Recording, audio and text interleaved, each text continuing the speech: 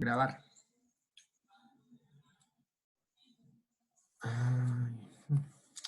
Buenos días, muchachos. En este instante acabo de recordar que no acabamos BGP. Bueno, después lo terminamos. El tema para que vamos a tratar hoy es las redes definidas por software. Vamos a ver qué tanto me rinde. Lo que yo he visto es que hay muchísima teoría, muchas cosas. Todos los días sale algo nuevo. Todos los días uno busca algo en internet y hay cosas interesantes. Entonces, como va siendo uno de nuestros últimos temas, los últimos temas que vamos a ver entre las telemática 1 y telemática 2, yo quería hacer redondear algo de la visión o de cómo han evolucionado las redes de datos. Bueno, entonces voy a tratar de hacerlo lo más simple, seguramente van a quedar cosas por fuera. Entonces, acuérdense que pues el hombre siempre, o el ser humano, el hombre y la mujer, ¿no? El ser humano siempre han tenido necesidad de comunicarse, ¿no? Entonces, por allá, en los años 1900, a principios, incluso antes ya estaba la red telefónica, ¿no? La cual funcionaba eh, por conmutación de circuitos y era de manera analógica, ¿no? Después, pues, empezaron a aparecer las redes inalámbricas, donde las redes también eran analógicas. Ya por allá en 1950, a principios, se inventan el transistor. El transistor, con el transistor luego ya viene la capacidad de crear las compuertas lógicas, y con las compuertas lógicas pues ya se desarrolla todo lo que es la electrónica digital. Con la electrónica digital y ya todo esto en auge, pues se da paso a lo que es las comunicaciones digitales, ¿cierto? Entonces eh, las redes telefónicas pues seguían siendo analógicas. 1950 ya empiezan a haber comunicaciones celulares, no como tal con el concepto, pero sí comunicaciones inalámbricas, las cuales son también de tipo analógico. Las redes inalámbricas empezaron a ser digitales, las comunicaciones móviles celulares, por allá en 1992, 1991, con la aparición de la segunda generación. Un ejemplo de la segunda generación es GSM. Otro ejemplo es TDMA, el cual es una tecnología que se implementó en Estados Unidos, ¿cierto? Muy bien. Mientras tanto, en las redes cableadas, obviamente se dio más rápido esa transición hacia la digitalización de la información. Entonces aparece la tecnología, si se quiere, X25, ¿no? Desarrollada por la Unión Internacional de las Telecomunicaciones, la cual se basa en conmutación de paquetes, y el primer borrador aparece por allá en 1974.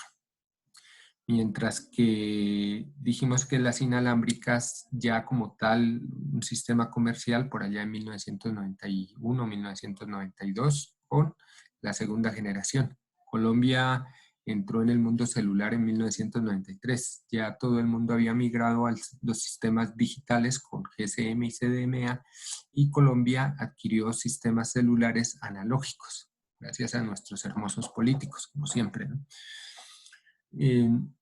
Pero volviendo a las redes de datos, desde 1974 y en 1985 ya quedó el estándar definitivo para X25. Bueno, esto fue muy bueno.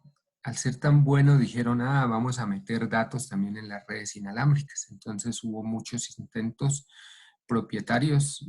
Si mal no recuerdo, IBM estuvo entre ellos, pero al final ninguno se impuso. Cuando ya parecía que un sistema u otro iba a ganar, al final lo que dijeron es, no, la magia es definitivamente meter el mundo IP sobre las redes celulares, que habían sido redes construidas para voz.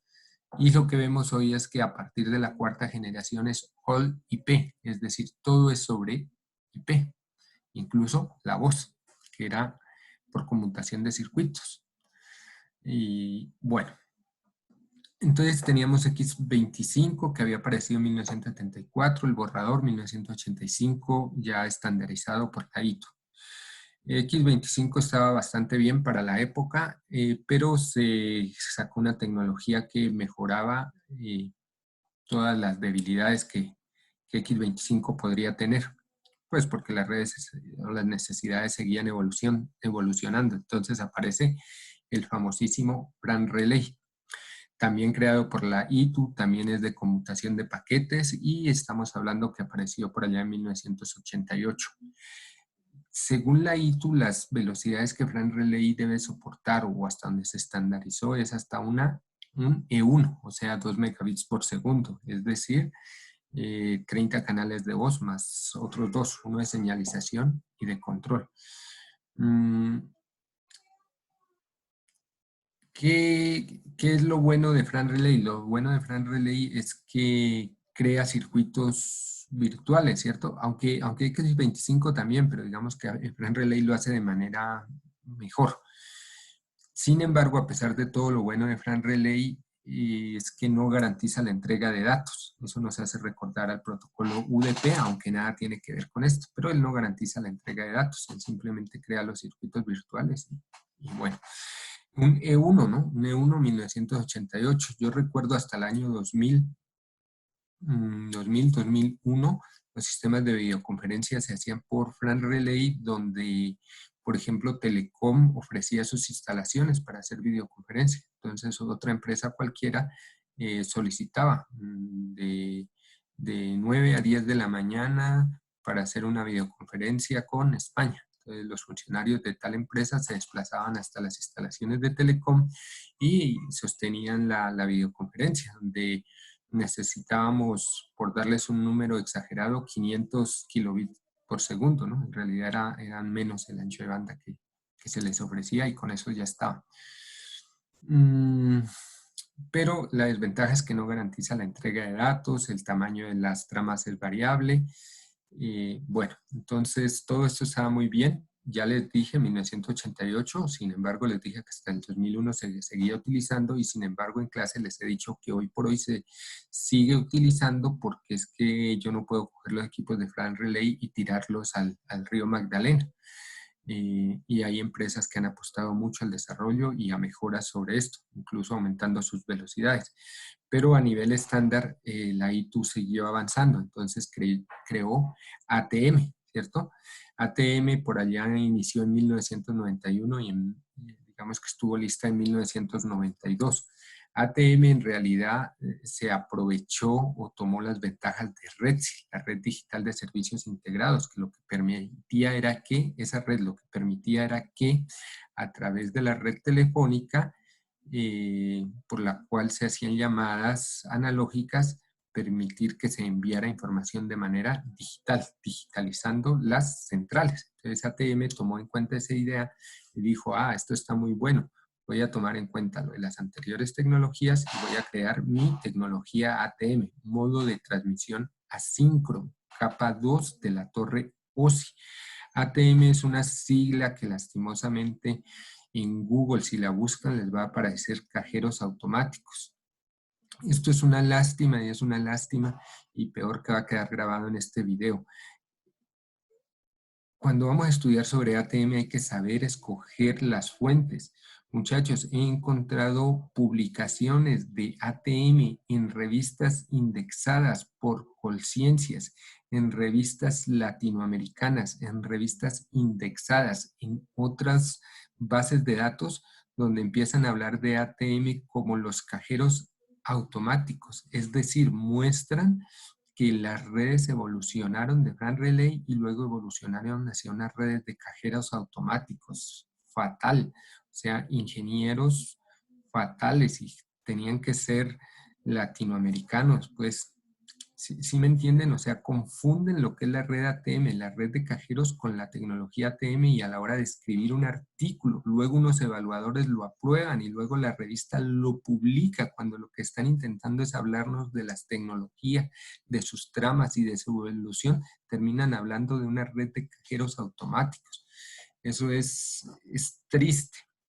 Entonces no vayan a confundir eso cuando, si de pronto algún día les toca leer, estudiar, hablar o trabajar sobre ATM, eso no tiene que ver con la red de cajeros automáticos de Estados Unidos. No, no, no. Es la tecnología creada por la ITU y también por la ANSI. La ANSI es el Instituto de Estándares de Norteamérica, de Estados Unidos propiamente dicho. Y ATM ya ofreció velocidades, acuérdense, Fran Relay une1, ya ATM se estandarizó para alcanzar velocidades de 155 megabits por segundo. Si ustedes se acuerdan de Telemática 1, 155 megabits por segundo es un STM1. Un STM1 es la unidad básica de transmisión de la tecnología SDH, jerarquía digital síncrona. Entonces, ATM fue pensado para transmitir datos por fibra óptica con una velocidad mínima de 155 megabits por segundo.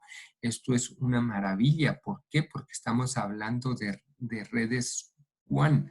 1992, 155 megabits por segundo. Esto es una magia, de los cuales se dice que en carga útil de esos 155 son 135 megabits por segundo. Aquí hubo mucho desarrollo, lo he dicho varias veces, muchas tesis de doctorado, de pregrado, apareció ATM y por allá en 1995, 1996 todo el mundo quería investigar en ATM. Fue tanto así que algunas empresas se especializaron en la construcción de equipos y el diseño y puesta en funcionamiento de redes ATM, como Newbridge. Newbridge creó un sistema de gestión de ATM tan poderoso que para hacer conexiones entre un sitio y otro, por ejemplo, es un ejemplo inventado, ¿no? Entre Bogotá y Quindío, simplemente a través del sistema de gestión, miraba los dos switches, hacía una rayita y se conectaba. Y físicamente se conectaba, ¿no? Eso ni siquiera hoy lo tenemos en una tecnología cualquiera, ¿no? Habrán sistemas propietarios. Bueno, Newbridge también lo era, pero, pero digamos que se avanzó tanto que se llegó a ese nivel de especialización. Mientras que en Fran Relay siempre toca ir a nodo por nodo, aunque esto depende mucho del propio fabricante de los equipos, ¿no? Pero lo que quiero decir es que en ATM se avanzó más en la parte de gestión.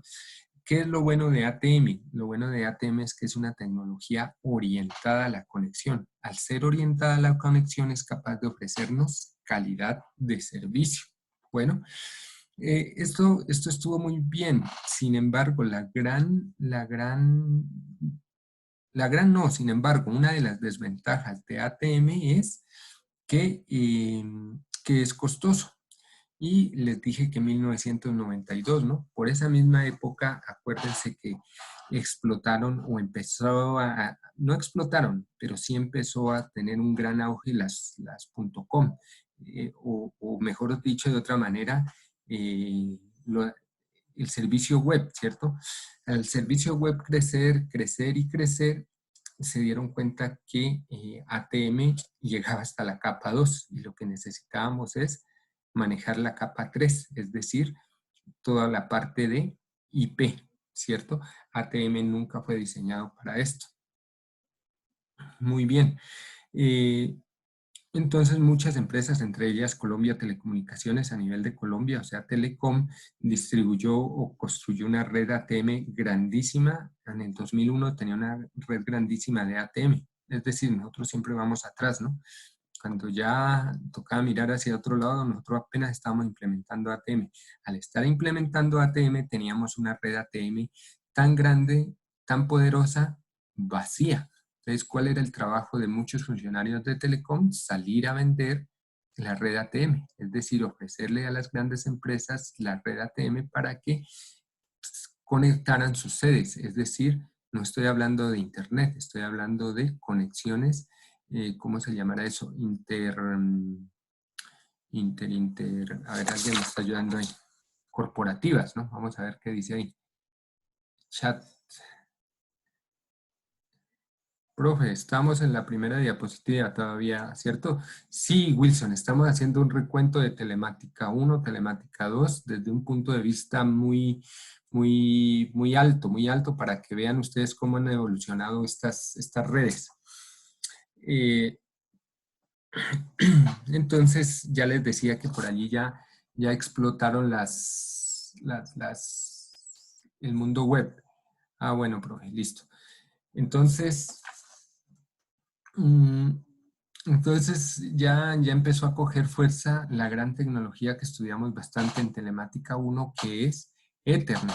Ethernet es una gran tecnología. ¿Por qué? Porque es adaptable y también apareció por allá desde 1973, 1981 fue estandarizada y en el 2020 y esa vaina sigue funcionando.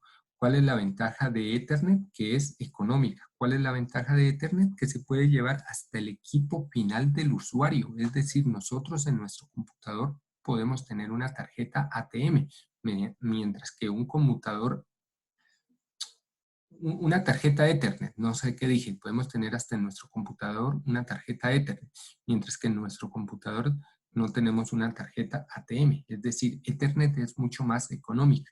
¿Cuál podría ser una desventaja de Ethernet frente a ATM? Que Ethernet fue pensada para redes locales. Ah, pero ustedes ya se acuerdan que al ser Ethernet tan bueno, dijeron, no, esto es muy bueno, llevémoslo al mundo WAN. ¿Cómo lo vamos a llevar al mundo WAN? Mediante Ether Channel, ¿no? ¿Se acuerdan que era coger muchos enlaces físicos y hacerlos ver como un único enlace? Y por ahí aparecen los conceptos de Metro Ethernet y todas estas cuestiones. Corrijo, no es Ether Channel, porque Ether Channel lo que hace es eso, unir muchos enlaces físicos y hacerlos ver como un único, sino que aparece es Metro Ethernet, que sería Ethernet para redes WAN. Entonces, ATM está bastante bien, es costoso, desventaja, no tiene en cuenta el mundo IP, y entonces el mundo IP se toma el mundo, ¿cierto? Con los protocolos de enrutamiento, con los routers y a nivel de redes LAN con Ethernet. Bueno, esto está muy bien. ¿Cuál es la desventaja del mundo IP? La desventaja del mundo IP es que cada vez hay más rutas. Al haber cada vez más rutas, se necesita que los ruteadores tengan mayor capacidad de procesamiento, mayor memoria para ser capaces de enrutar de una manera óptima. ¿Cuál es la desventaja del enrutamiento? Que yo no tengo una visión total de toda la red. EIGRP, por ejemplo, aprende es por rumor. RIP, por ejemplo, aprendes por rumor. O SPF, sí tiene una visión total, pero al tener una visión total, otra vez se necesita mucha capacidad de procesamiento. Ah, no, tranquilo, que yo lo soluciono creando áreas, pero al crear áreas vuelvo y tengo solo una visión parcial. Bueno, eso es una de las desventajas. Otra de las desventajas es que todo esto empieza a hacer la red lenta. Al ser lenta, al ser lenta, punto seguido, cada vez el ser humano necesita mayor servicios en tiempo real, o sea, no sé, realidad aumentada, el mismo IoT, juegos interactivos, o sea, cada vez se necesita que la latencia sea menor y al ser necesario en la red intermedia subir hasta la capa 3 empieza a hacerse lenta la red. Hago un paréntesis, uno de los objetivos, por ejemplo, de quinta generación es que la latencia sea menor a 1 milisegundo. Bueno, o sea, la latencia siempre ha sido un factor a vencer. Entonces, con las redes IP empieza a haber bastante latencia. Entonces, se dieron cuenta de todo esto y entonces dijeron, vamos a crear otra tecnología. Esa otra tecnología es MPLS.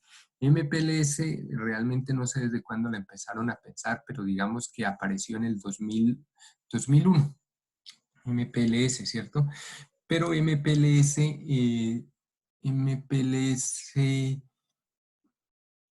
lo que pasa es que ya se había desplegado toda la red, entonces MPLS está pensada más como para la red de backbone, pero es que yo ya tengo mi router de backbone, entonces meter ahí MPLS, digamos que ha sido complicado. ¿Por qué?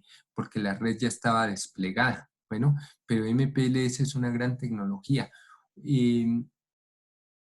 Donde sea una gran tecnología a nivel de backbone y soluciona muchos de los problemas del enrutamiento. Es decir, hace que las rutas, las tablas de enrutamiento disminuyan porque lo único que necesita es una etiqueta al principio y al final.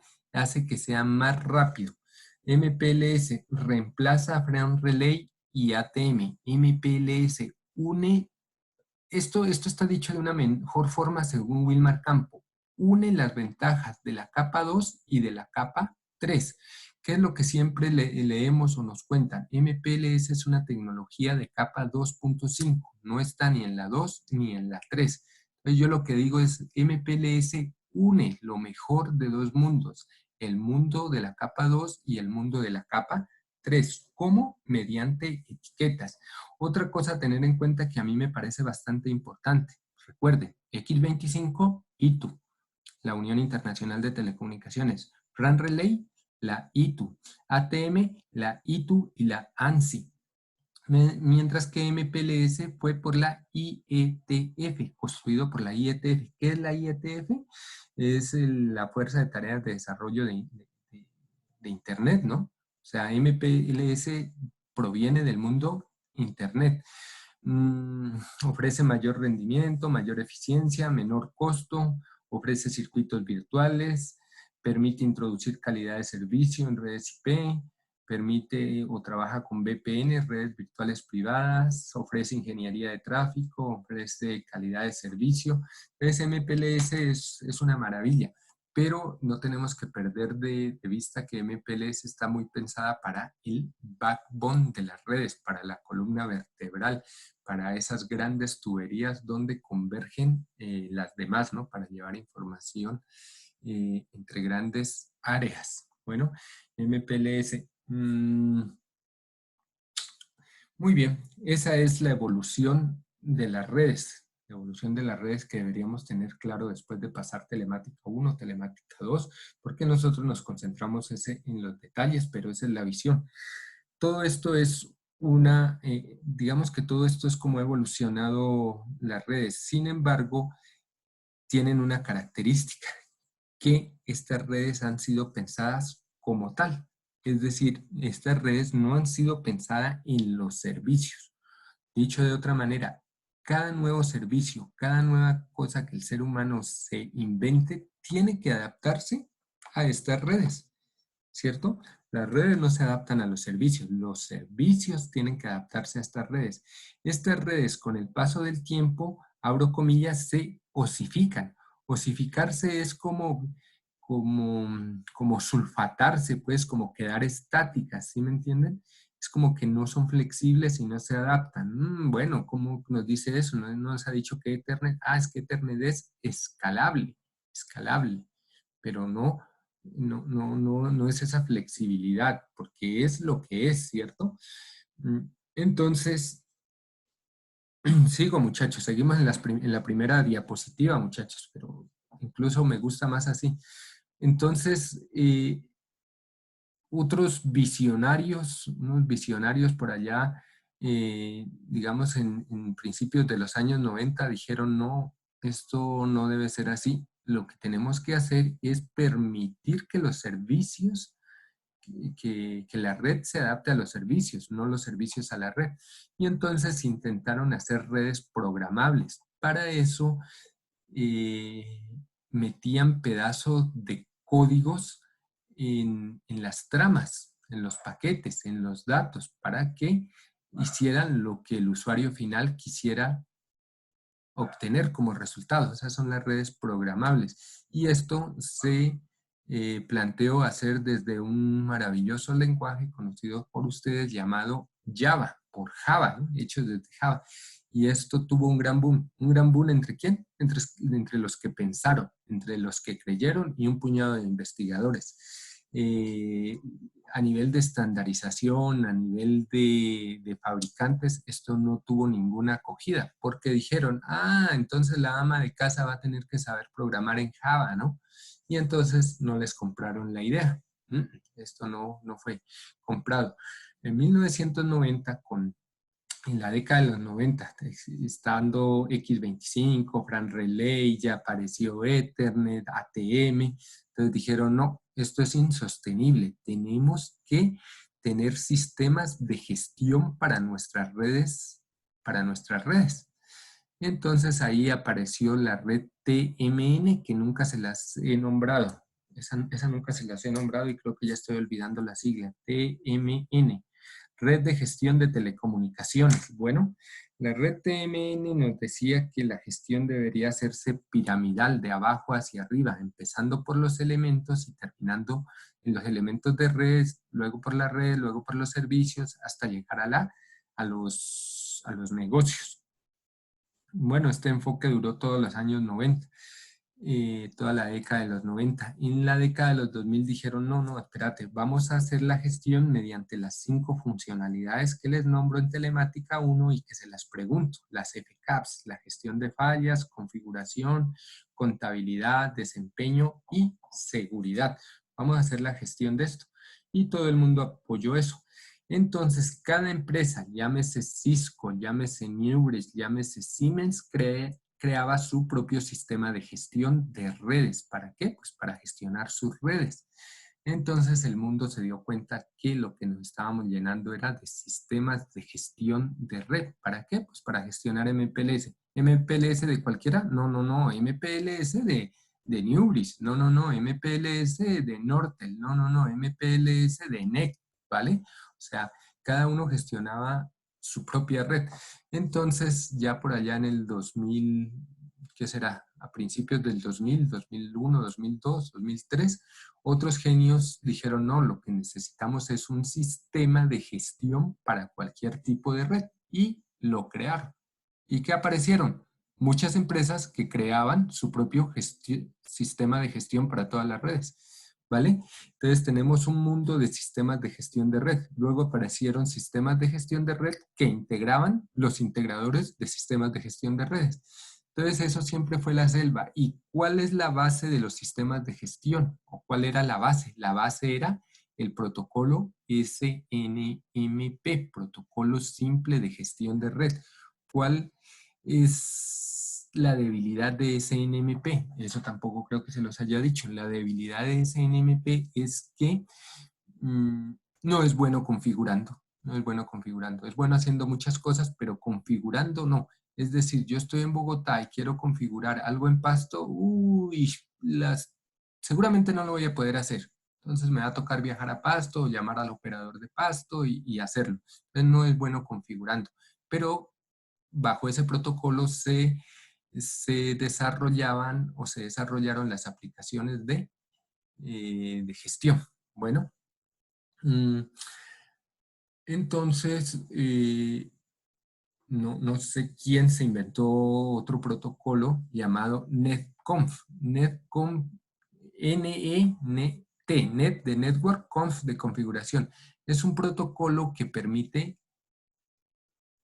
quitar esa debilidad de SNMP. ¿Cuál es la debilidad de SNMP? La poca capacidad de configurar. Entonces con NetConf sí se puede configurar, pero NetConf seguía la misma filosofía de SNMP. ¿Cuál es esa filosofía? Trabajar como siempre. ¿Cuál es la filosofía diferente? La que hicieron unos genios por allá de hacer la red programable, ¿cierto? Entonces, NetConf es un protocolo que hoy por hoy existe, pero el enfoque es el mismo, o sea, los servicios se adaptan a las redes. Mientras que otros genios por allá en el 2000, en el 2000 ya empezaron a decir, no, lo que tenemos que hacer es separar el plano de control del plano de datos. Bueno, plano de control del plano de datos. Con ese concepto, en el 2007 aparece SDN, no como SDN, sino como concepto. Luego en el 2010 aparece SDN. ¿Cómo se va a llamar esto? Se va a llamar SDN. ¿Cuál es la filosofía de SDN? Separar el plano de control del plano de datos. ¿Y esto para qué sirve? Pues para lo que estamos hablando. ¿Para qué? Para hacer una mejor gestión de las redes. Y eso es todo SDN. Dicho así no parece nada. Sin embargo, SDN tiene un potencial enorme. El problema es, ¿qué es SDN al fin? ¿Qué es SDN? Bueno, eso es lo que vamos a intentar contestar. Pero miren que ahí les he hecho una visión, no sé, bastante larga de las redes y cómo aparece SDN. Entonces empezamos, redes definidas por software. Daniel, si mal no recuerdo, es de telecomunicaciones y él en sistemas de comunicaciones avanzadas está viendo o ve algo llamado redes definidas por software. Es la capacidad de que un dispositivo sea configurado con parámetros de capa 1 para las redes inalámbricas que sea configurado. Es decir, hoy lo configuro con una tecnología GSM, mañana con una LTE, mañana lo configuro con una Wi-Fi. El mismo dispositivo físico lo configuro con eso. ¿Con qué? Con ese tipo de modulación, codificación, tipo de acceso. Entonces, lo que hace es que yo no tenga que comprar un nuevo equipo cada que aparece una nueva tecnología, sino que mediante software lo programo a nivel de capa 1. ¿Qué? Radio definida por software. Radio, capa 1. Mientras que acá estamos hablando de SDN, es decir, de toda la red definida por software. O sea que al final, ¿qué tengo? Un cacharro que lo programo como yo quiera. Y eso ha generado una revolución brutal. Es decir, X25, Fran Relay, ATM, MPLS y los sistemas de gestión. ¿Listo? O sea, para mí, uno de los grandes hitos, ustedes que han visto eso de los hitos con el profesor Aldana, fue la aparición de Internet como tal, con el servicio www, con el servicio web. Bueno, una nueva revolución así brutal es SDN.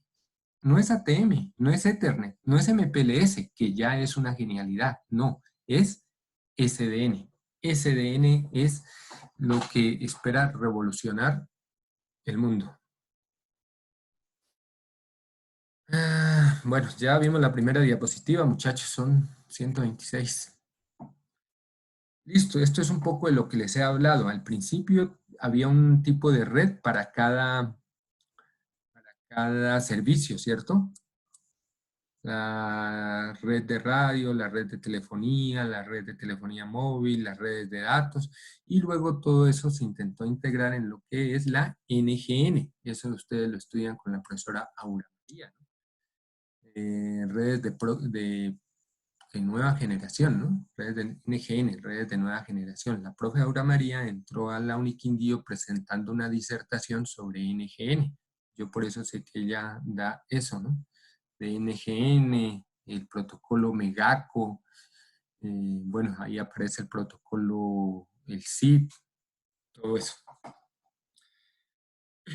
Bueno, muchachos, hemos acabado una introducción que sí la quería hacer porque creo que no la he hecho y a veces perdemos y lo que les decía al principio de la materia, nos perdemos en configurar EIGRP, EISAIS y configure, pero no tenemos la visión. Entonces, con eso espero haberles dado una pequeña introducción a todo el mundo de las redes. Y ahora lo que les prometo es SDN. ¿Dónde les digo yo que están las cosas? Entonces están en SDN, MPLS, IP versión 6. Si domináramos eso en el mundo de las redes, seríamos unos magos. Miren este dato. Según informe de Gartner, en 2014 el 80% del tráfico en el data center será este a oeste. Bueno, las redes de datos en el mundo nunca fueron creadas para que el tráfico, para soportar tráfico este a oeste, fueron creadas para soportar tráfico norte-sur. Norte son los routers, los switches, los data centers, y sur somos nosotros, los clientes. Bueno, por eso acá vemos una topología en árbol, ¿sí? Para esto fueron creadas. Pero resulta que ahora la mayor cantidad de tráfico no circula norte a sur. La mayor cantidad de tráfico circula entre servidores, este a oeste. Bueno, eso es según Gartner, según otros es el 75%. O sea, de lo que he leído, nadie baja del 75%, 75, 82, 85%, 78% es tráfico este a oeste. Pero así no fueron creadas nuestras redes. Nuestras redes fueron pensadas para tráfico norte-sur. Y estas topologías se llaman topologías en árbol. Entonces, ¿cómo vamos a solucionar eso? ¿Cómo vamos a hacer que nuestras redes soporten el tráfico este a oeste? Aquí dice, el data center definido por software permite satisfacer las nuevas demandas de la compañía. Es decir, vamos a solucionar ese problema creando o desplegando estas redes mediante tecnologías SDN. Bueno, bueno, no me detengo más ahí. A la SDN se la refiere a veces como la asesina de Cisco, falso de toda falsedad. O sea, cuando apareció SDN dijeron, chao Cisco. ¿Por qué chao Cisco? Porque Cisco es la empresa más poderosa en venta y fabricación de equipos de redes de datos a nivel mundial. La segunda es Juniper. Juniper. Digamos que estos datos hay que tener, hay que estarlos revisando, ¿no? Porque cualquier día los chinos sobrepasan todo esto con Huawei o cosas así, pero Cisco es la reina. Entonces dijeron, gracias a SDN, ¿para qué necesitamos equipos Cisco? Necesitamos son equipos SDN. Pues, ¿qué hizo Cisco?